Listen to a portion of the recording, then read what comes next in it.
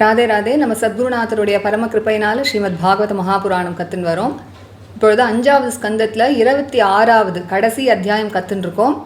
இன்றைக்கி அந்த அத்தியாயம் பூர்த்தி ஆக போகிறது. 35வது கத்தியத்துலேருந்து இன்றைக்கி கற்றுக்க ஆரம்பிக்கணும். அடுத்தது எந்த நரகத்தை பற்றி ஸ்ரீ சுகர் சொல்கிறார் அப்படின்னா பரியாவர்த்தனம் அப்படிங்கிற நரகம். இது என்ன சொல்கிறார் அப்படின்னா, எந்த ஒரு கிரகஸ்தன் தங்கள் வீட்டுக்கு வரக்கூடிய விருந்தாளிகளையோ அல்லது தெரிஞ்சவர்களோ கூட எதர்ச்சியாக திடீர்னு வாத்துக்கு வரவாழ அப்படியே ஏன் வந்தா அப்படிங்கிற மாதிரி ஒரு கோபமான பார்வையோடு அவர்கள் அப்படியே எரித்து சுட்டுடுறது போல் அப்படி பார்க்குறானோ, திதக்ஷுரிவ பாபேன சக்ஷுஷா நிரீக்ஷதே அப்படின்னு சொல்கிறார். இவா எதுக்கு வந்தா அப்படிங்கிற மாதிரி அப்படி ஒரு கோபமான பார்வையோடு பார்க்குறானோ அப்படிப்பட்டவன் இந்த பரியாவர்த்தனம் அப்படிங்கிற அந்த நரகத்துக்கு போகிறான். அங்கே என்ன ஆறுது அப்படின்னா, கழுகு காக்கா போன்ற பட்சிகள்லாம் இருக்குமே, அதெல்லாம் கூர்மையான அலகுகள் இருக்கக்கூடிய அத்தகைய பட்சிகள்லாம் அவனுடைய கண்ணை அப்படியே அந்த அலகால குத்தி அந்த கண்ணை பிடுங்கி எடுக்கிறதாம், ரொம்ப வேகத்தோடையும் ரொம்ப கூர்மையான அந்த அலகுனாலையும் அப்படின்னு சொல்கிறார். அப்படிப்பட்ட பாபமான கண்கள் உடையவனுடைய அந்த கண்களை பிடுங்கிறது அப்படின்னு சொல்கிறார். அதுக்கு அடுத்ததாக அடுத்த நரகத்தை பற்றி சொல்கிறார். எவன் ஒருவன் தன்னுடைய சொத்தை நினச்சி ரொம்ப பெருமைப்பட்டுண்டு தான் ரொம்ப பணக்காரன் அப்படிங்கிற ஒரு அகங்காரத்தினால என்ன பண்ணுறான்னா மற்றவர்களை ரொம்ப இழிவாக பார்க்குறானோ, திரிய பிரேக்ஷணஹா அப்படின்னு சொல்கிறார். அதோடு அவன் எப்படி இருக்கான் அப்படின்னா சர்வதோ அபிவிஷங்கி அப்படின்னு சொல்கிறார். அதாவது யாரை பார்த்தாலும் அவர்களை ஒரு சந்தேக பார்வையோடையே பார்க்குறது, இவர்களால் நம்மளுக்கு ஏதாவது நஷ்டம் ஏற்பட்டுடுமோ அப்படின்னு. எந்த அளவுக்குன்னா, தன்னோட பெரியவர்களாக இருந்தாலும் அவர்களை கூட அந்த மாதிரி இவர்களால் நம்மளுக்கு ஏதாவது நஷ்டம் ஏற்பட்டுடுமோ அப்படிங்கிற மாதிரியே ஒரு சந்தேகத்தோடு பார்க்குறானோ. பார்க்குறதோட மட்டும் இல்லாமல் எப்பொழுதுமே ஒரு வாடின மனசோடையும் முகத்தோடையுமே இருப்பானாம். எதனால அப்படின்னா அவ்வளவு கவலையாம் அவனுக்கு. அதனால சொல்கிறார் அர்த்தவிய நாச சிந்தையா அப்படிங்கிறார். தான் சேர்த்து வச்ச அந்த ஒரு பொருள் சொத்து எல்லாம் இருக்கு இல்லையா, அது எங்கேயாவது செலவாயிடுமோ, அது எங்கேயாவது நஷ்டமாயிடுமோ அப்படிங்கிறத நினச்சி எப்பொழுதும் கவலைப்பட்டுட்டே இருப்பானாம். கிரக இவார்த்தம் அபிரக்ஷதி அப்படிங்கிறார். அவனுக்கு நிம்மதியே இருக்காதாம். எப்பொழுதுமே தன்னோட சொத்தை வேதாளம் எப்படி ஒரு புதையலை பாதுகாக்குமோ அது மாதிரி எப்பொழுதுமே தன்னோட சொத்தை பற்றியே நினச்சிட்டு அதை பாதுகாத்துட்டே இருப்பான் அப்படிங்கிறார். அப்படிப்பட்டவன் தன்னுடைய அந்த சொத்தை சம்பாதிக்கும் பொழுதும் சரி, அல்லது சொத்தை பெருக்கிறான் இல்லையா அதும்போதும் சரி, அல்லது தன்னுடைய சொத்தை அவன் ரட்சிக்கிறானே அதும்போதும் சரி, இது எல்லா ஸ்டேஜ்லேயும் அவர் சொல்கிறார் பாவத்தை சம்பாதிச்சுட்டே இருக்கான் அப்படின்னு சொல்கிறார். அதனால அவன் எந்த நரகத்துக்கு போகிறான் அப்படின்னா சூச்சி முகம் அப்படிங்கிற நரகத்துக்கு போகிறானாம். அங்கே என்ன ஆறுது அப்படின்னா யமதூதர்கள்லாம் அவனுடைய உடம்ப ஒரு தையல்காரன் எப்படி துணியை தைப்பானோ அது மாதிரி ஊசியால் அவனோட உடம்பை தேய்க்கிறார்கள் அப்படிங்கிறார். சர்வத்தோ அங்கேஷு சூத்ரைஹி பரிவயந்தி அப்படிங்கிறார். இது மாதிரி இந்த 28 நரகங்களை பற்றி இது வரைக்கும் சொல்லிகிட்டே வந்தார்.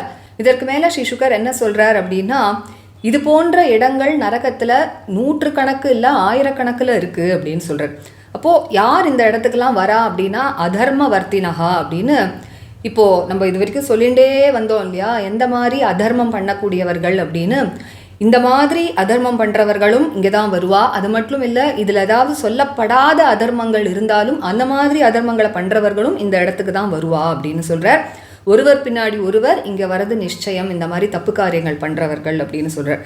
அதே மாதிரி தர்மானுவர்த்தினகா, அதாவது தர்மத்தை பின்பற்ற நல்லவர்கள்லாம் இருப்பா இல்லையா, அவர்கள் என்ன பண்ணுறான்னா அவர்கள்லாம் மேல் உலகங்கள், ஸ்வர்க்கம் போன்ற மேல் உலகங்களுக்கு போகிறா அப்படின்னு சொல்கிறார். இப்போது இந்த மாதிரி அதர்மம் பண்ணுறவாளும் தர்மம் பண்ணுறவாளும் நரகத்துக்கும் ஸ்வர்க்கத்துக்குமாக போகிறா இல்லையா, அப்போது அவர்களுடைய புண்ணிய பாப்பங்கள்லாம் அப்படி கழிஞ்சுட்டே வருது இதெல்லாம் அனுபவிக்கும் பொழுது. அப்புறம் கடைசியில் இதெல்லாம் அனுபவிச்சதுக்கு அப்புறமா கொஞ்சம் பாக்கி இருக்குமா, புண்ணியத்துலேயும் சரி பாப்பத்துலேயும் சரி. அந்த மாதிரி கொஞ்சமாக புண்ணியமும் பாப்பமும் பாக்கி இருக்கும் பொழுது அதை கழிக்கிறதுக்கு திரும்பவும் இந்த பூலோகத்துக்கு வரா அப்படிங்கிறார். இந்த மனுஷர்கள் வாழக்கூடிய இந்த பூலோகத்தில் திரும்பவும் ஒரு ஜன்மாவை எடுக்கிறார்கள் அவர்கள் அப்படின்னு சொல்கிறார். எதற்காக அப்படின்னா, அந்த கொஞ்சம் போகிற மீதி இருக்கு இல்லையா அந்த புண்ணியம் பாப்பம் அப்படிங்கிறது, அந்த ரெண்டுத்தையும் அனுபவிக்கிறதுக்காக இந்த பூலோகத்துக்கு வரா. அது மட்டும் இல்லை, பூலோகத்தில் தான் இதற்கு மேலே நம்ம நல்ல கர்மங்களோ அல்லது கெட்ட கர்மங்களோ பண்ணி நம்மளுடைய ஜீவனத்தை உஜ்ஜீவிச்சுக்கவும் முடியும், அதாவது மோட்சத்தையும் அடைய முடியும்.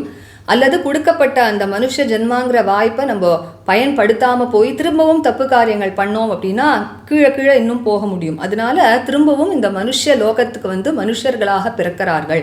பாபமும் புண்ணியமும் ஓரளவு குறைஞ்சு மீதம் பாக்கி இருக்கும் பொழுது அப்படின்னு சொல்கிறார். இப்போது ஸ்ரீ சுகர் இந்த அத்தியாயத்தை முடிக்க போகிறார். சொல்கிறார், நிவர்த்தி மார்க்கம் அப்படிங்கிறது கர்மங்களை அறவே ஒழிக்கக்கூடிய மார்க்கம். அதை பற்றி நான் உனக்கு ஏற்கனவே சொல்லிட்டேன் அப்படின்னு சொல்கிறார். எங்கே சொன்னார் அப்படின்னா 2வது ஸ்கந்தத்தில்.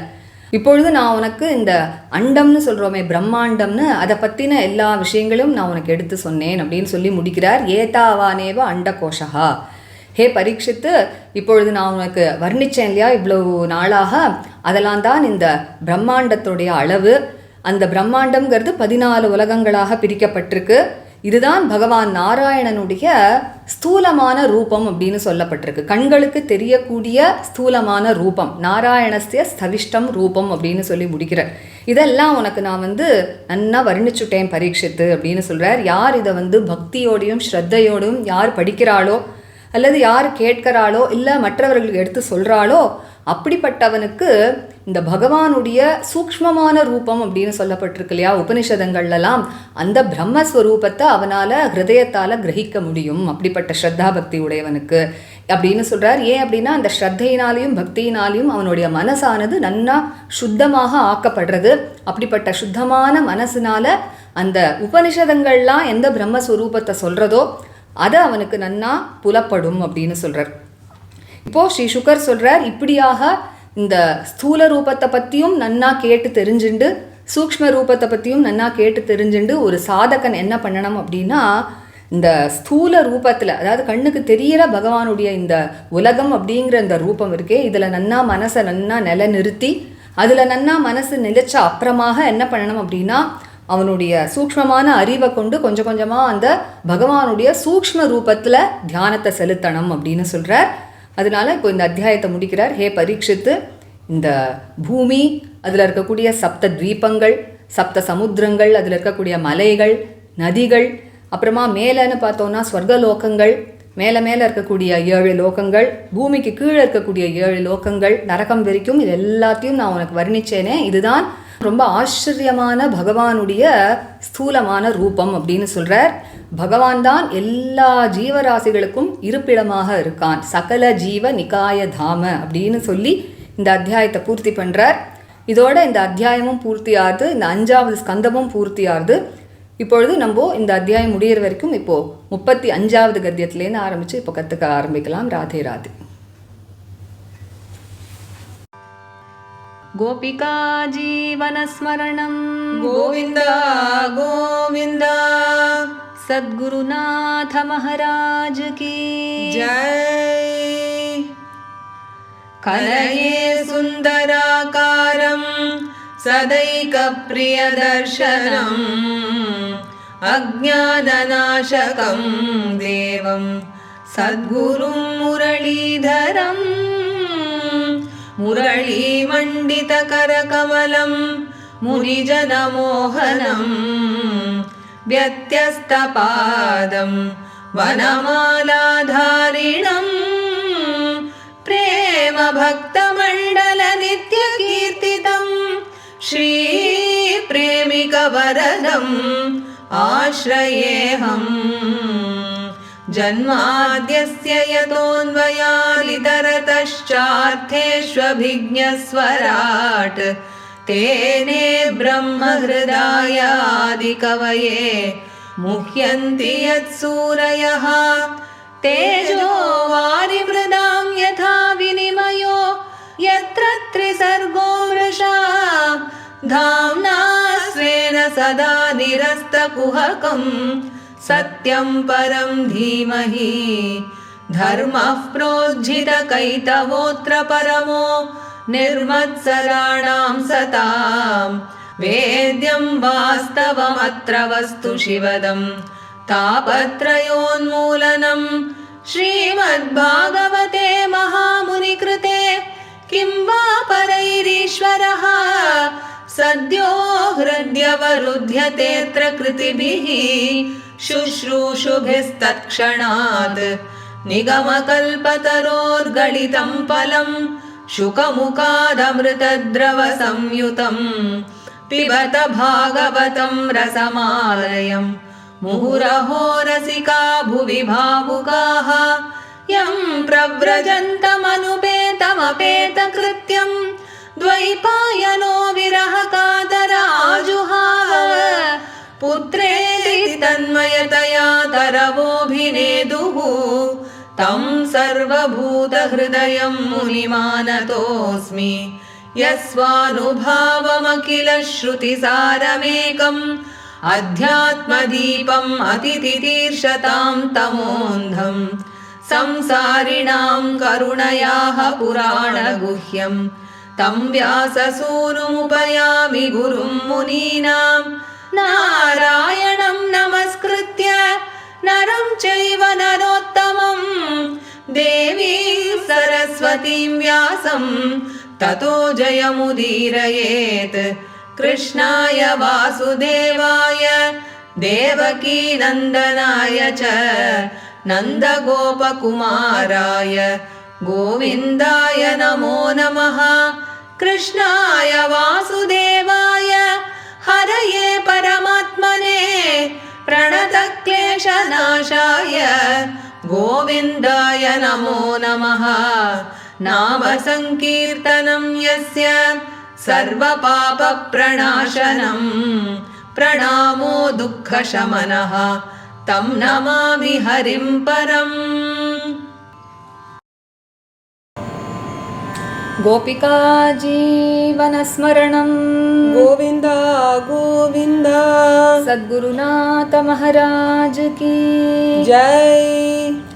यस्त्विह वा अतिथीन् अभ्यागतान् वा यस्त्विह वा अतिथीन् अभ्यागतान् वा यस्त्विह वा अतिथीन् अभ्यागतान् वा गृहपतिः असकृद् उपगतमन्युः गृहपतिरसकृदुपगतमन्युः गृहपतिरसकृदुपगतमन्युः दिधक्षुरिव पापेन चक्षुषा निरीक्षते दिधक्षुरिव पापेन चक्षुषा निरीक्षते दिधक्षुरिव पापेन चक्षुषा निरीक्षते तस्य चापि निरये पापदृष्टेः अक्षिणी तस्य चापि निरये पापदृष्टेरक्षिणी तस्य चापि निरये पापदृष्टेरक्षिणी वज्रतुण्डा गृध्राः कङ्ककाकवटादयः वज्रतुण्डा गृध्राः कङ्ककाकवटादयः वज्रतुण्डा गृध्राः कङ्ककाकवटादयः प्रसह्य उरुबलात् उत्पाटयन्ति प्रसह्योरुबलादुत्पाटयन्ति प्रसह्योरुबलादुत्पाटयन्ति यस्त्विह वा आढ्याभिमतिः यस्त्विह वा आढ्याभिमतिः यस्त्विह वा आढ्याभिमतिः अहङ्कृतिः तिर्यक्प्रेक्षणः अहङ्कृतिस्तिर्यक्प्रेक्षणः अहङ्कृतिस्तिर्यक्प्रेक्षणः सर्वतोऽभिविशङ्की सर्वतोऽभिविशङ्की सर्वतोऽभिविशङ्की अर्थव्ययनाशचिन्तया अर्थव्ययनाशचिन्तया अर्थव्ययनाशचिन्तया परिशुष्यमाणहृदयवदनो परिशुष्यमाणहृदयवदनो परिशुष्यमाणहृदयवदनो निर्वृतिम् अनवगतो निर्वृतिम् अनवगतो निर्वृतिम् अनवगतो ग्रह इवार्थम् अभिरक्षति ग्रह इवार्थमभिरक्षति ग्रह इवार्थम् अभिरक्षति स चापि प्रेत्य स चापि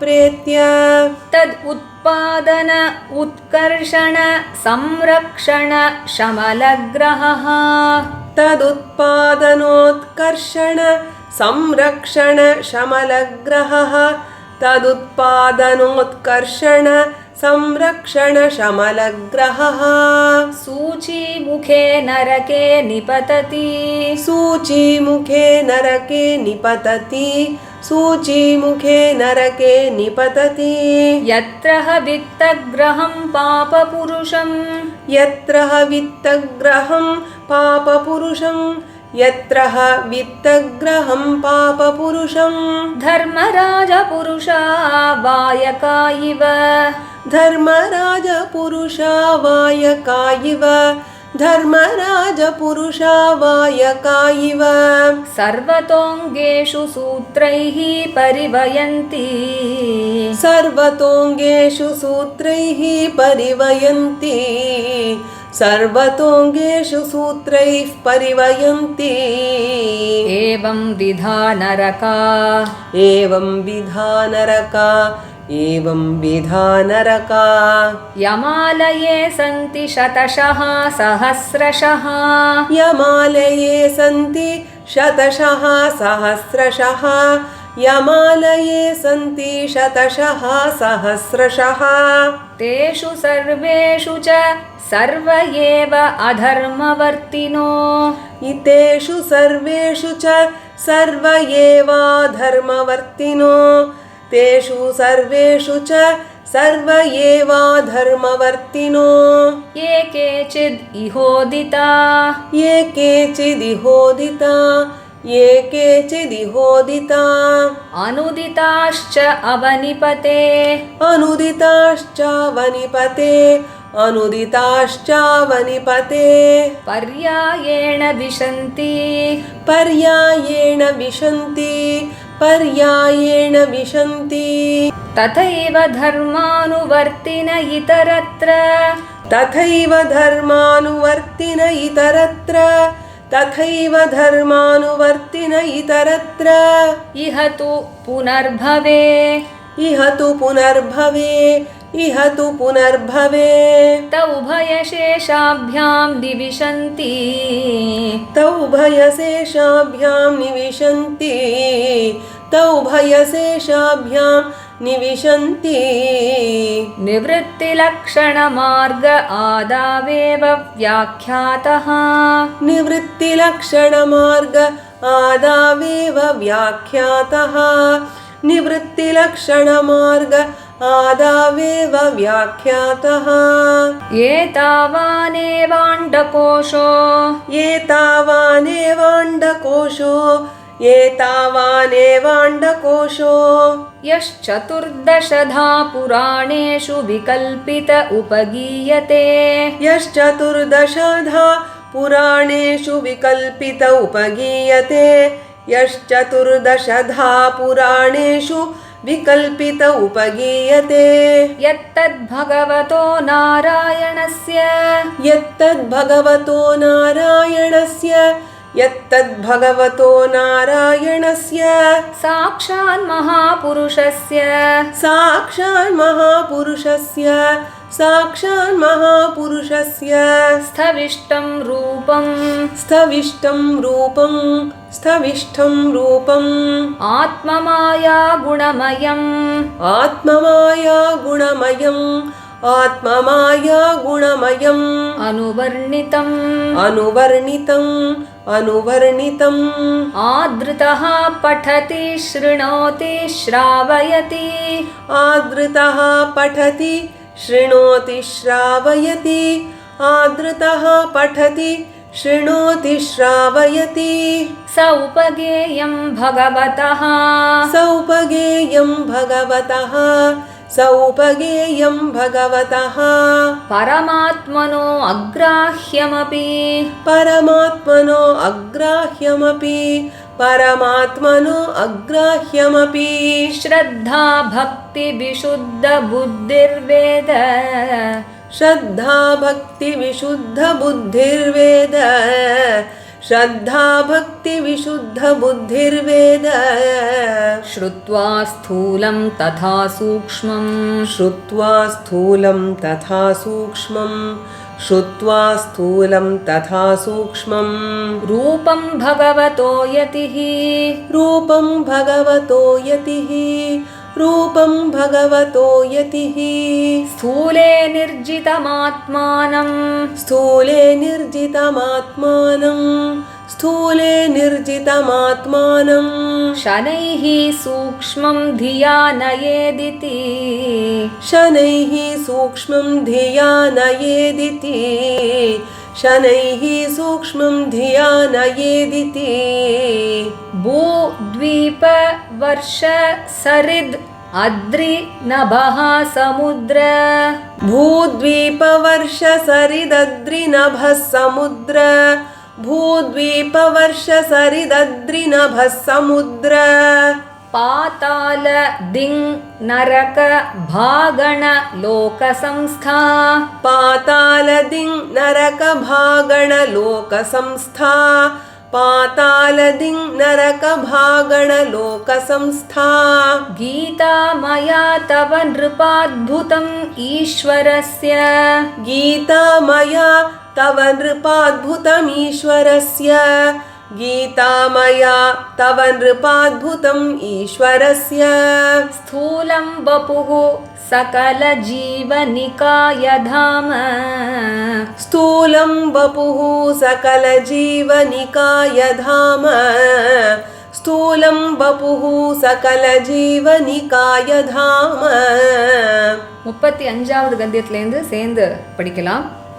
यस्विह वा अतिथीन् अभ्यागतान् वा गृहपतिरसकृदुपगतमन्युः दिधक्षुरिव पापेन चक्षुषा निरीक्षते तस्य चापि निरये पापदृष्टे रक्षिणी वज्रतुण्डा गृध्राः कङ्ककाकवटादयः प्रसह्योरुबलादुत्पाटयन्ति यस्त्विह वा आढ्याभिमतिः अहङ्कृतिः तिर्यक्प्रेक्षणः सर्वतोऽभिविशङ्की अर्थव्ययनाशचिन्तया परिशुष्यमाण हृदयवदनो निर्वृतिमनवगतो ग्रह इवार्थमभिरक्षति स चापि प्रेत्य तदुत्पादनोत्कर्षण संरक्षण शमलग्रहः सूचीमुखे नरके निपतति यत्र वित्तग्रहं पापपुरुषं धर्मराजपुरुषा वायका इव सर्वतोऽङ्गेषु सूत्रैः परिवयन्ति एवं विधा नरकायमानये सन्ति शतशः सहस्रशः तेषु सर्वेषु च सर्व एवाधर्मवर्तिनो ये केचिदिहोदिता अनुदिताश्चावनिपते पर्यायेण विशन्ति तथैव धर्मानुवर्तिन इतरत्र इह तु पुनर्भवे तौ उभयशेषाभ्यां निविशन्ति निवृत्तिलक्षणमार्ग आदावेव व्याख्यातः एतावानेवाण्डकोशो यश्चतुर्दशधा पुराणेषु विकल्पित उपगीयते यत्तद्भगवतो नारायणस्य साक्षान्महापुरुषस्य स्थविष्टं रूपम् आत्ममाया गुणमयम् अनुवर्णितम् आदृतः पठति शृणोति श्रावयति स उपगेयं भगवतः परमात्मनो अग्राह्यमपि श्रद्धा भक्ति विशुद्ध बुद्धिर्वेद श्रुत्वा स्थूलं तथा सूक्ष्मं रूपं भगवतो यतिः स्थूले निर्जितमात्मानं शनैः सूक्ष्मं धिया नयेदिति भूद्वीपवर्षसरिदद्रिनभः समुद्र पातालदिङ् नरकभागणलोकसंस्था गीता मया तव नृपाद्भुतमीश्वरस्य स्थूलं वपुः सकलजीवनिकायधाम श्रीहरये नमः श्रीहरये नमः श्रीहरये नमः गोपिका जीवनस्मरणं गोविन्द गोविन्द सद्गुरुनाथ महाराज की जय இன்னைக்கும் நம்ம படிச்ச ராகம் ஆரபி இதோட பஞ்சம ஸ்கந்தம் பூர்த்தி ஆறுது. இதற்கு மேல அடுத்த செஷன்ல 6வது ஸ்கந்தம் கத்துக்க ஆரம்பிக்கலாம். Radhe Radhe. Radhe Radhe. By the grace of our Guru Maharaj, we are learning Srimad Bhagavatam Mahapurana. And now in the 5th skanda, we are learning the 26th chapter, which is the last chapter. So we learnt till the 34th Gadya in the previous session. Further from the 35th Gadya, Shishuka talks about the next Naraka, which is called as Paryavartana. He says that householder who is extremely angered upon the visit of some guest or even his own family members and looks at them as if he would just burn them down because he is extremely afraid that they might cause him any expense. So he says, Didhakshuriva papena chakshusha nirikshate. He looks at them with a malicious eye. Such a person goes to this hell called Paryavartana, where Shishuka says eagles, vultures, crows and other such birds which have a very very hard and adamantine beak. Such birds, they come and forcibly pierce and pluck out the eyes of that sinful-eyed man, he says. And then he talks about the next Naraka. He says that person who is extremely proud of his opulence and he is very very egoistic and he looks down upon other people. He says Tiryak Prekshanaha, and doubts each and every person that he sees. Sarvato Abhivishanki. He doubts them so much that he doubts even his elders that they might take away his wealth. And he says his face and heart are always very very pale due to anxiety about his wealth being exhausted. Artha Vyaya Nasha Chintaya, either being exhausted or being lost. And he finds no peace at all. Nirvritim Anavagataha. And he keeps on protecting his wealth like how a ghost or a devil protects treasures. He says Graha Ivartham Abhirakshati. Then such a person who has earned sin at every stage of earning his wealth or while multiplying his wealth or while protecting his wealth, after death he goes to this hell called Suchi Mukha, where what happens is the Yamadutas, they stitch his body like tailors with sharp needles. He says Sarvato Angeshu Sutraihi Parivayanti. And then Shishuka concludes by telling there are many more such places in Naraka, like hundreds and thousands of such places where people who do adharma enter. He says adharma vartinaha. Whether it might be those about whom I have now mentioned or even about some adharmas which I have not mentioned. So they all come to this hellish region one after another, he says. Similarly, he also says those who practice dharma, that is dharmanuvartinaha, they go to the heavenly regions similarly. And in this way, after they have spent the stock of their merits and sins respectively, what happens when the stock of sins have been considerably reduced and only a residue is left back? At that stage, what happens is the jiva takes birth as a human in this earth, he says. And that is also to reap the residue of their sins and merits and also to do further karmas, that is to either liberate himself or if he does again papa karmas, he would go down and down, he says. So he says a person takes this human birth only when there is a small residue of both punya and papa. And so that is why we see that the human life is full of experiences which is mixed with sorrow and happiness. And then he says the Nivritti Marga, or the path where we talk about cessation of all actions, that has been already told by me, O king, says Shishuka. That is, he has mentioned about that in the second skanda. So Shishuka concludes this chapter by telling Etavaneva Andakoshaha.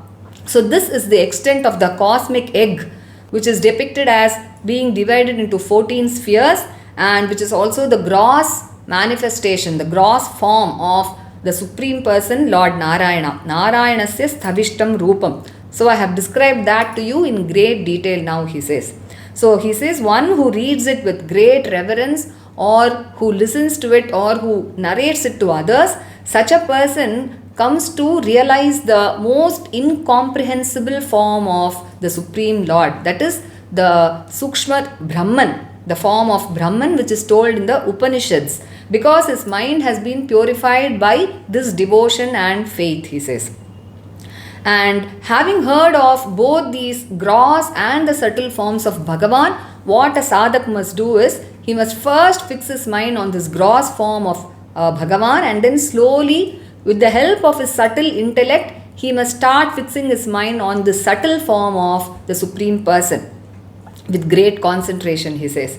And so Sri Shuka concludes this chapter by telling, O king, I have thus described to you the relative position of earth along with all the mountains, the oceans, the 7 dvipas, the rivers and everything, and also the aerial regions, the stellar spheres, the luminaries, and then also about the lower worlds until the Naraka and so on, which all constitute the gross manifestation of Bhagavan, which is the most wonderful form of Bhagavan, and he is the abode of all the living beings. Sakala Jiva Nikaya Dhama. So with this, Sri Shuka concludes the 26th chapter, and the 5th skanda also comes to an end with this.